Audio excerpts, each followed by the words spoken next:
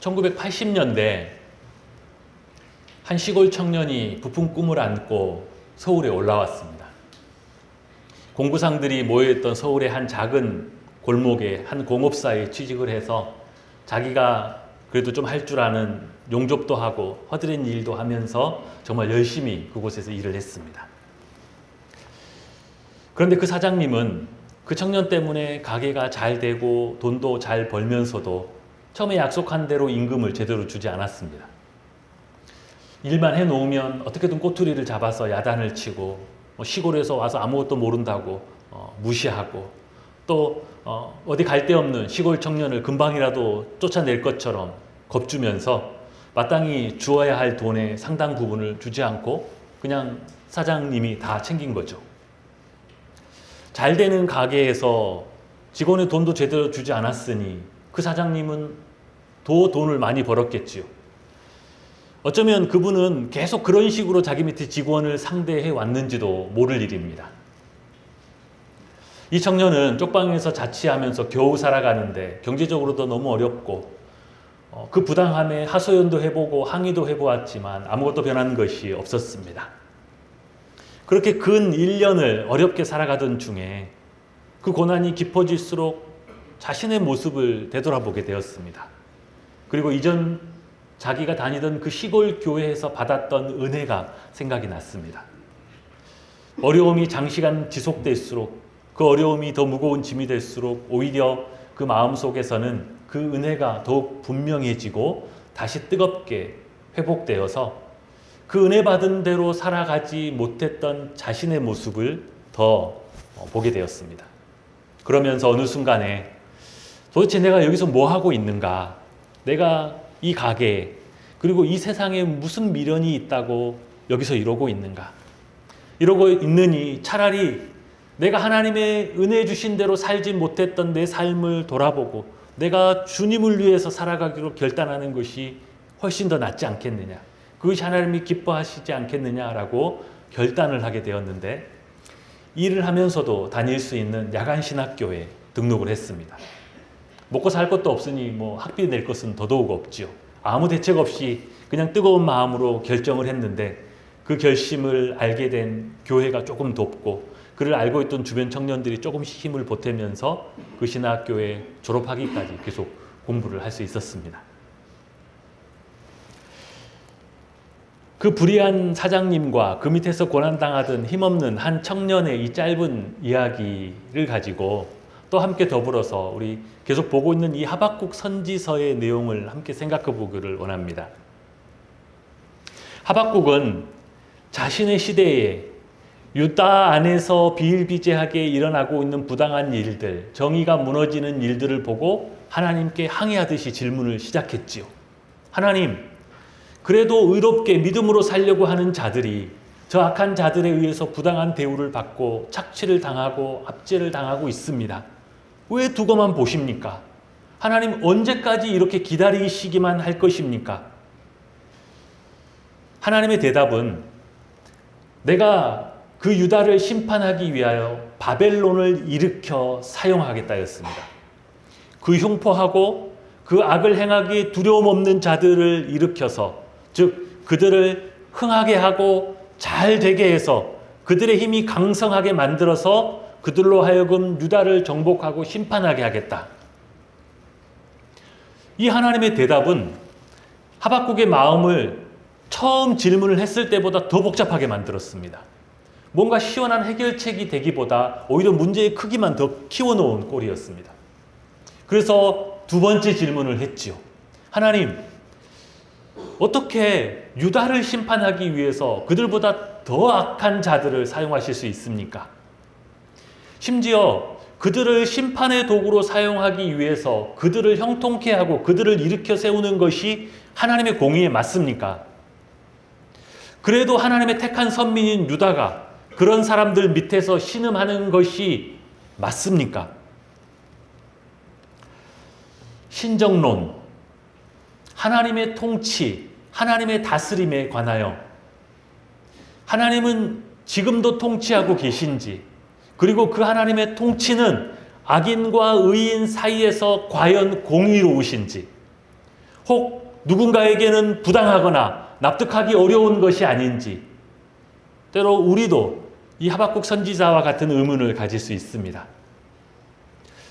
그리고 만약에 우리가 우리의 삶의 현실에서 그러한 상황, 그런 문제를 직접 맞닥뜨리게 된다면 나보다 더 악하고 불의한 자가 나를 부당하게 대하고 억울하게 피해를 주고 심지어 내가 가진 것을 빼앗아간다면 그때는 하나님의 신정론에 관하여 단순한 질문의 수준을 넘어서 더 심각한 원망과 불평을 쏟아낼 수 있을 것입니다.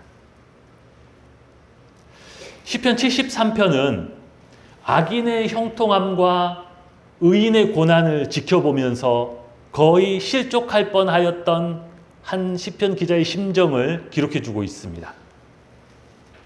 시편 73편 2절부터 보면 나는 거의 넘어질 뻔하였고 나의 걸음이 미끄러질 뻔하였으니 이는 내가 악인의 형통함을 보고 오만한 자를 질투하였음이로다. 그들은 죽을 때에도 고통이 없고 그 힘이 강건하며 사람들이 당하는 고난이 그들에게는 없고 사람들이 당하는 재앙도 그들에게는 없나니. 12절 13절을 보면 볼지어다 이들은 악인일지라도 항상 평안하고 재물은 더욱 불어나도다. 내가 내 마음을 깨끗하게 하며 내 손을 씻어 무죄하다 한 것이 실로 헛되도다. 악인의 형통을 지켜보면서 그 마음이 실족하여서 내가 내 마음을 깨끗하게 하고 의롭게 믿음으로 살아보려고 애쓴 것이 이것이 도대체 무슨 유익이냐? 다 헛것이 아니냐? 세상이 이럴 필요가 뭐가 있겠느냐라고 낙심하려고 하죠. 하나님의 다스리심, 그분의 통치는 과연 공의로운 것일까요?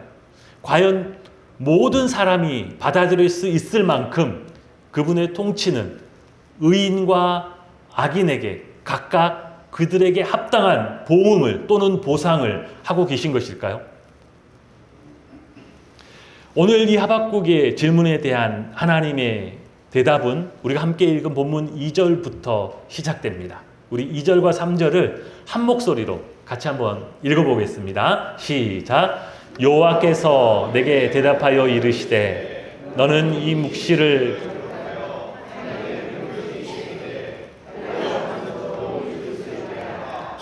이 묵시는 정한 때가 있나니 그 종말이 속히 이르겠고 결코 거짓되지 아니하리라. 비록 더딜지라도 기다리라. 지체되지 않고 반드시 응하리라.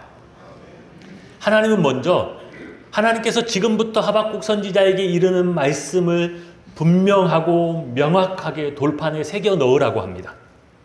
2절 후반부에 보면 달려가면서도 그것을 읽을 수 있게 하라. 이 부분은 사실 두 가지 강조점이 있고 그 강조점에 맞춰서 두 가지로도 해석 또는 번역이 될 수 있습니다. 주로 대부분의 한글 성경들하고 또 대부분의 영어권 성경들을 읽어보면 이 강조점이 해석이 분명하게 드러나는데요. 첫 번째 그 강조점은 우리 한글 성경에서 잘 반영하고 있는 것처럼 달려가면서도 읽을 수 있게 하라, 이 의미가 그 기록의 명확함과 분명함을 강조하는 의미입니다. 달려가면서도 읽을 수 있게 하라. 작고 흐릿하고 대충 기록된 것이라면 그것을 제대로 보려면 멈추어 서서 한참을 들여다봐야 되겠지요. 그러나 크고 명확하고 분명하게 기록된 것이라면 그냥 이렇게 옆을 지나가면서도 읽을 수 있을 것입니다. 심지어 달려가면서도 읽을 수 있을 것입니다. 그 내용이 너무나 분명하고 명확하게 새겨져 있기 때문이죠. 두 번째 강조점은 그 기록된 내용의 놀라움에 초점이 맞춰져 있습니다. 영어권 번역들이 이 기록된 내용의 놀라움을 강조하는 데 초점을 두고 있는데 그 영어들을 우리말로 번역해 보면 이렇습니다. 너는 이 묵시를 기록하여 판에 명백히 새기되 읽는 사람으로 달려나가게 하라. 그것을 읽는 사람들이 왜 달려나가게 될까요? 그 내용이 너무나 두렵고 놀라운 것이기 때문입니다. 누구든지 그 내용을 보고 나면 가만히 있을 수 없다는 것입니다. 그 크고 두려운 소식을 전하기 위하여 달려나가 사방에 이르러 그 소식을 전파하지 않을 수가 없다는 것이죠. 이보시오, 사람들, 이보시오. 세상에 하나님께서 이렇게 행하실 것이라고 합니다. 너무나 명확하고 분명하게 말씀하셨습니다. 지금은 더디게 느껴지지만 곧 속히 그리고 반드시 그 말씀대로 응하게 하실 거라고 하셨습니다. 라고 그가 읽은 내용들을 사방에 전파하게 될 것이라는 뜻이죠. 그렇게 그 돌판에 명백하게 새기게 하신 내용은 심판의 도구로 하나님이 일으켜 사용하셨던 바벨론에 대한 최종적인 심판과 멸망입니다. 그 심판과 멸망이 하박국 2장 전체를 가득 채우고 있습니다. 그들의 죄악에 대한 정죄가 얼마나 구체적이고 철저한지 재앙을 알리는 화 있을 진저의 선언으로 시작되는 그 선포를 5번이나 반복하면서 그들이 닥칠 운명을 이야기해 줍니다. 그 5번이 이렇습니다. 6절에 보면 화 있을 진저, 자기 소유가 아닌 것을 모으는 자여. 9절에도 화 있을 진저, 재앙을 피하기 위하여 높은 데 깃들이려 하며 자기 집을 위하여 부당한 이익을 취하는 자여. 12절에도 화 있을 진저, 피로 성읍을 건설하며 불의로 성읍을 건축하는 자여. 15절에도 화 있을 진저, 이웃에게 술을 마시게 하되 자기의 분노를 더하여 그에게 취하게 하고 그 하체를 드러내는 자여. 그리고 5번째 19절에도 화 있을 진저, 나무에게 깨라 하며 말하지 못하는 돌에게 일어나라 하는 자여. 이렇게 5번에 걸쳐서 화 있을 진저를 선포하며 그들의 모든 낱낱이 그들의 불의와 죄악과 우상 숭배에 이르기까지 죄악들을 지적하고 있습니다. 하박국 1장의 일부에서는 유다에 대한 심판이 주로 주제였습니다. 그런데 이 바벨론의 심판 선언에 이르러서는 오히려 앞에 있었던 유다에 관한 심판 선언은 너무나 작아지는 느낌이고 마치 하나님의 모든 심판이 이 바벨론 위에 다 쏟아 부어지는 것 같은 그런 분위기를 만들고 있습니다. 그런데 오늘 우리 본문 안에서 바벨론이 왜 이렇게 혹독하게 심판을 받게 되는지 또 다른 의미의 한 가지 힌트를 우리가 발견할 수 있습니다. 본문 안에서 그들의 죄상을 지적하면서 12절 말미에 이런 표현이 있습니다. 볼모 잡은 것으로 무겁게 짐진 자여. 그들은 그동안 수없이 많은 사람들의 생명과 재산과 소유를 볼모 잡고 빼앗으며 모든 악을 행했습니다. 그리고 이제 그 심판의 순간에는 그들이 그 볼모 잡았던 것만큼의 무거운 짐을 그들이 지게 되었습니다. 여기서 무거운 짐, 이 짐의 의미는 되갚아야 하는 빚, 그렇죠? 돈을 꾸었으면 되갚아야 할 빚이 있죠. 되갚아야 할 빚 또는 감당해야 할 대가를 뜻합니다. 그들이 악을 행한 만큼 되갚아야 하고 그들이 불의를 행한 만큼 그 대가를 치러야 하는 그 빚, 그들이 짊어져야 하는 그 무거운 것이 무엇이겠습니까? 하나님의 최종 엄중하고도 철저한 심판입니다. 악한 그들이 땅에서 그 많은 것들을 볼모잡고 거침없이 자기의 마음대로 악을 행할 때는 진짜 좋았지요. 세상이 다 자기 것 같았습니다. 자기 뜻대로 다 할 수 있을 것 같았습니다. 어떻게 그게 가능했어요? 하나님이 그들을 일으키셨기 때문이었습니다. 하나님이 그들을 일으켜 세우셔서 그들을 형통하게, 그들이 경영하는 일들이 잘 되게 하셨습니다. 그들이 재물을 쌓아 부를 이루게 하셨습니다. 그들이 힘을 소유하여 남을 압제하고 부당하게 할 만한 능력도 갖게 해주셨기 때문이죠. 그들은 자기들의 형통을 모두 자기 자신들이 스스로 얻은 것인 것 마냥 자만하면서 의인들을 비웃고 하나님을 멸시하죠. 의인들, 무죄한 자들에게서 빼앗고 죽이고 고난과 재앙이 그들을 몰아넣으면서 온 세상이 자기 것인 것 마냥 떠들고 다닙니다. 그러나 이제 그들이 쌓았던 그 모든 죄악의 분량이, 그 모든 불의의 무게가 그들이 감당해야 할 심판의 무게로, 심판의 분량으로 그들에게 짐이 되어 있습니다. 하나님은 왜 악인이 이렇게 되도록, 이렇게 행할 수 있도록 허락하시는 걸까요? 그 이유에 관해서 잠언 16장 4절은 이렇게 말합니다. 여호와께서 온갖 것을 그 쓰임에 적당하게 지으셨나니 악인도 악한 날에 적당하게 하셨느니라. 하나님은 모든 것을 당신의 주권과 통치 안에서 당신의 뜻대로 다스리시는 분이시죠. 하나님은 의인들에게만 속한 것이 아니라 심지어 악인도 하나님의 뜻대로 사용하시는 분이십니다. 하나님께는 악인도 일으켜 세워 쓸 때가 있다는 것이죠. 그 악인들도 그들의 악도 그들은 깨닫지 못하겠지만 결국 하나님의 뜻을 이루어 가는데 일조를 하게 된다는 것입니다. 악인이 쓰임받는 때는 하나님이 그들을 일으키실 때 있지요. 하나님이 악인들을 일으켜 세우시면 그들은 세력을 얻고 형통하고 재물과 힘을 쌓습니다. 그동안에는 자기 안에 죄에 대한 욕망이 있었지만 힘이 없어서 못했어요. 그동안에는 악이 많이 있었지만 여유가 없어서 못했습니다. 그런데 이제 힘을 얻고 여유를 얻고 나니 자기 안에 있는 모든 죄와 악을 행할 수 있는 힘과 능력을 가지게 된 것이죠. 그래서 전에는 그들 안에만 있고 드러나지 않았던 악과 죄가 쏟아져 나오기 시작하죠. 이제 그들은 자기 안에 있는 그 악으로 그 욕망을 따라 불의를 일삼고 그 불의와 압제는 의인들을 고통으로 몰아넣게 됩니다. 그러면 하나님께서 그 악인들에게 나쁜 것을 주신 것입니까? 그들의 형통함과 부와 힘이 그 자체로 나쁜 것 또는 악한 것입니까? 아니지요.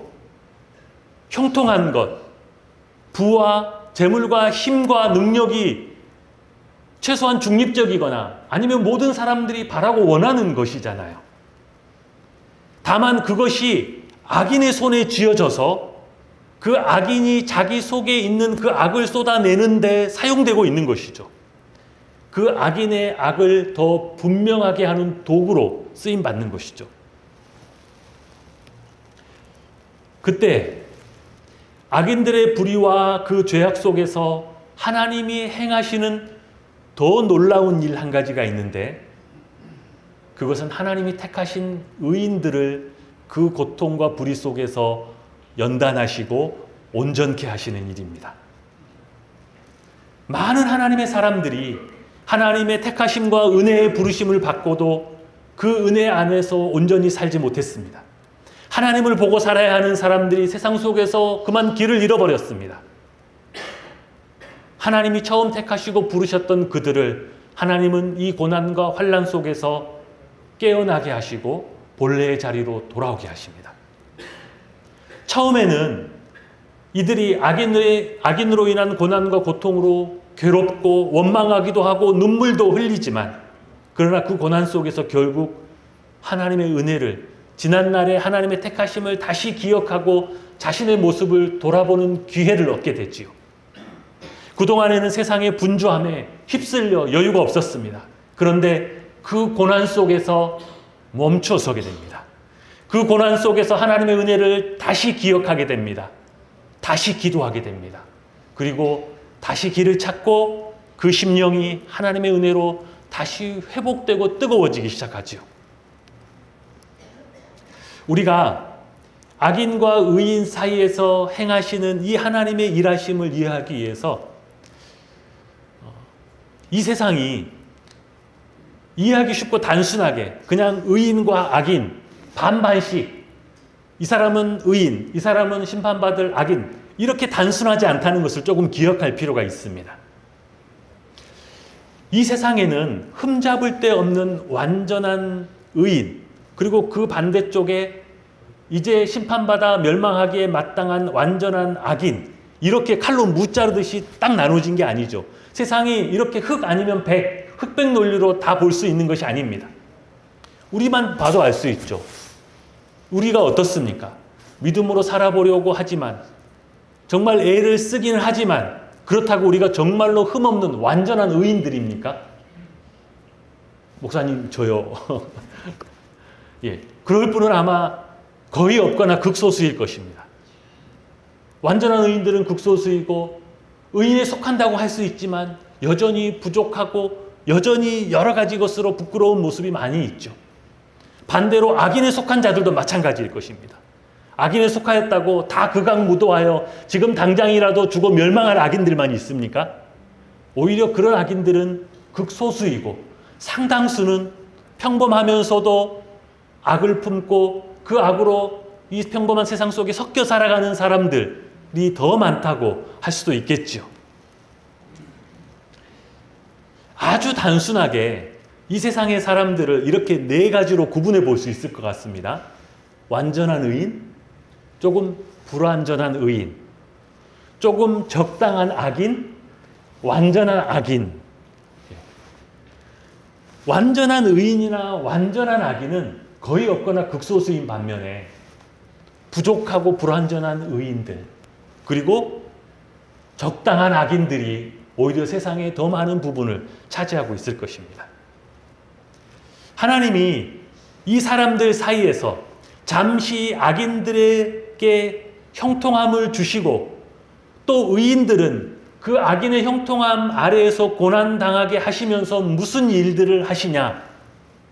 불완전했던 의인들을 완전한 의의 자리로 이끌어 가시고, 그 안에 악한 소망을 품고 겉으로 다 쏟아내지 않았던 세상의 적당한 악인들이 그 악을 드러내어서 심판받을 악인이 되게 하십니다.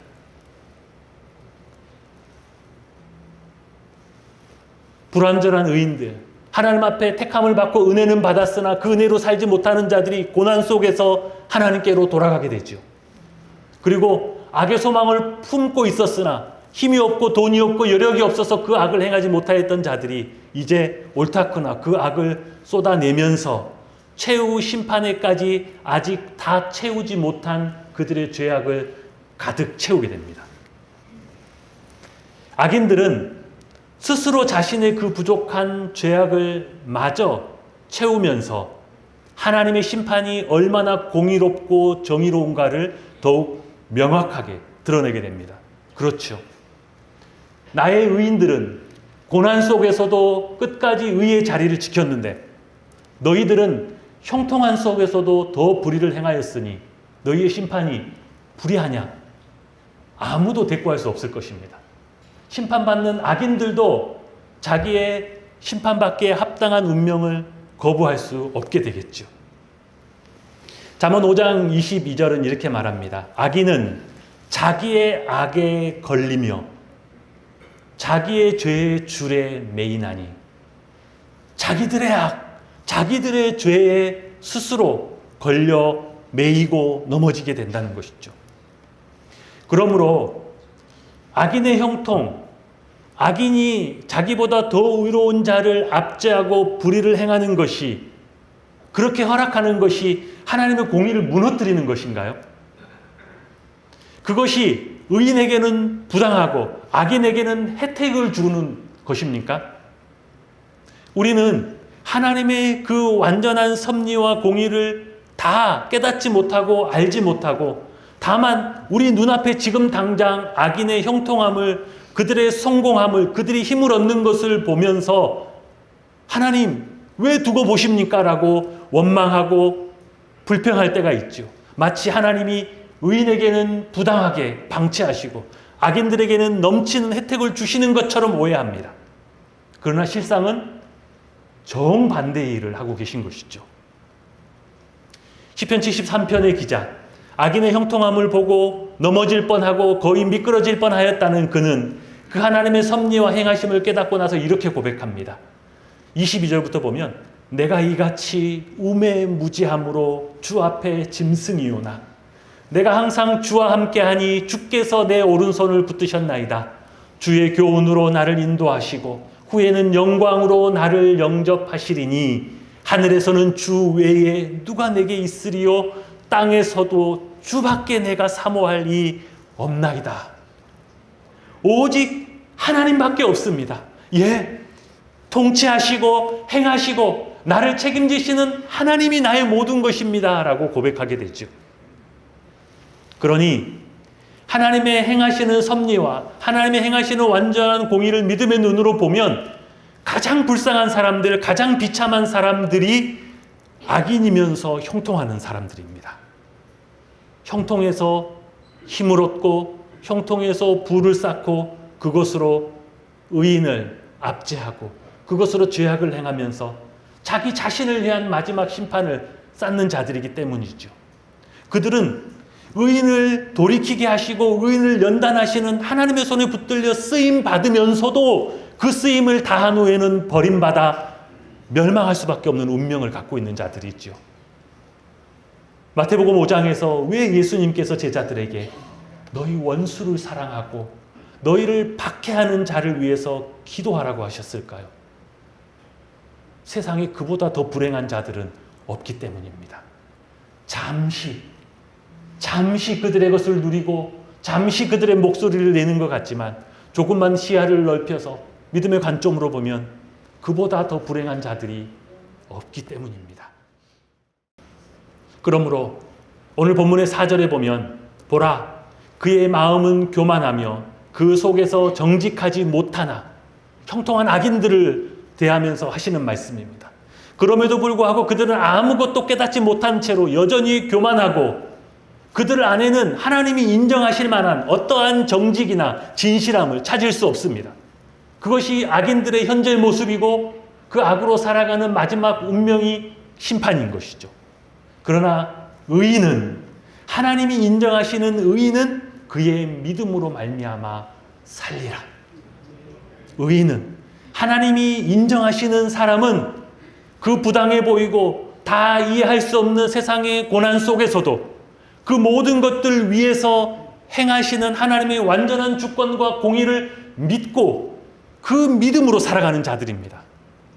지금 당장은 다 이해할 수 없고 지금 당장은 다 알 수 없지만 그러나 살아계신 하나님이 당신의 주권과 당신의 공의로 완전하게 통치하고 계시다라는 것을 끝까지 믿고 그 믿음 위에서 하나님을 섬기는 자들, 이들이 하나님의 인정함을 받는 의인인 것입니다.